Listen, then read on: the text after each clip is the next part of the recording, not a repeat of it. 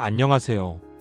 뉴스와 경제, 국제 정세를 보면서 각 나라와 정책이 어떤 수싸움을 벌이고 있는지 분석하고 그 다음을 예측하는 노스트라다무스입니다.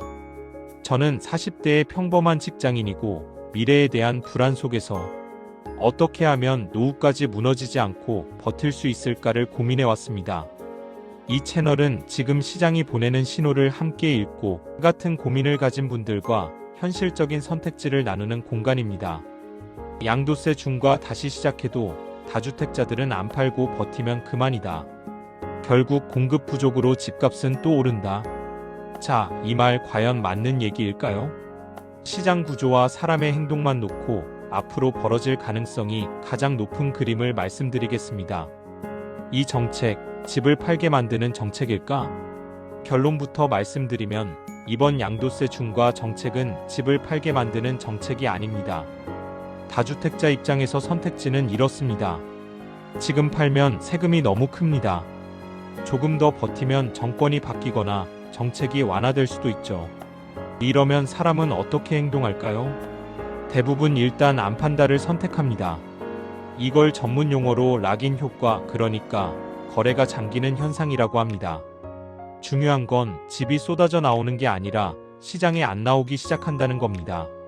세금 회피의 또 다른 카드 증여. 그런데 여기서 끝이 아닙니다. 다주택자들에게는 또 다른 선택지가 있거든요. 바로 증여입니다.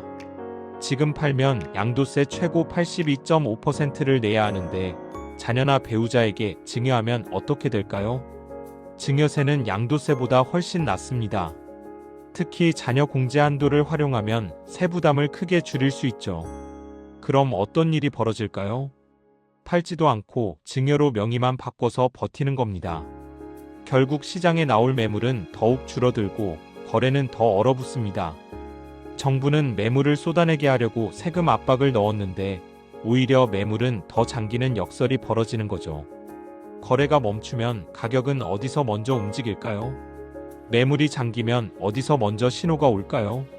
어디냐면요. 신축이나 준신축, 직장 가까운 핵심 지역, 학군 있는 동네, 이런 곳부터 살 집이 없다는 말이 나오기 시작합니다. 그리고 매매가 막히면 실수요자들은 어디로 이동하느냐? 전세입니다. 전세 수요가 몰리면 전세 가격이 오르고 그 다음엔 자연스럽게 월세가 올라갑니다. 이건 이론이 아니라 지금까지 반복되어 온 흐름이에요. 세입자한테 전가 못해요? 정말 그럴까요? 이런 반론도 많습니다. 요즘 누가 월세 더 내요? 세입자한테 세금 전가 못해요. 단기적으로는 맞습니다. 하지만 시간을 두고 보면 다릅니다. 새 계약부터 조건이 나빠지고 선택지는 줄어들고 결국 사람들은 제일 싼 집이 아니라 그나마 나은 집을 고르게 됩니다. 결국 체감 주거비는 계속 올라가는 구조입니다. 다주택자들은 무너질까? 다주택자가 전부 망하느냐? 그건 아닙니다.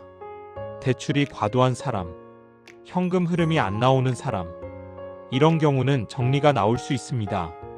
하지만 입지 좋은 자산을 가지고 있고 버틸 수 있는 사람들은 굳이 지금 팔 이유가 없습니다.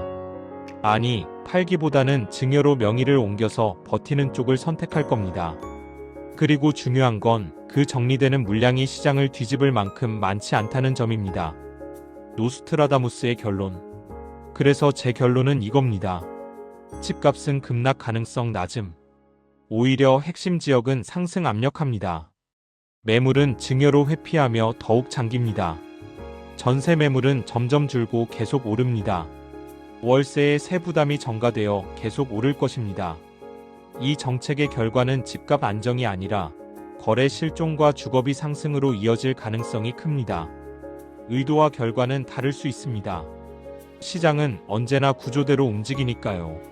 집을 팔지 않게 만들면 가격은 버티고 공급을 막으면 비용은 결국 실수요자가 부담합니다.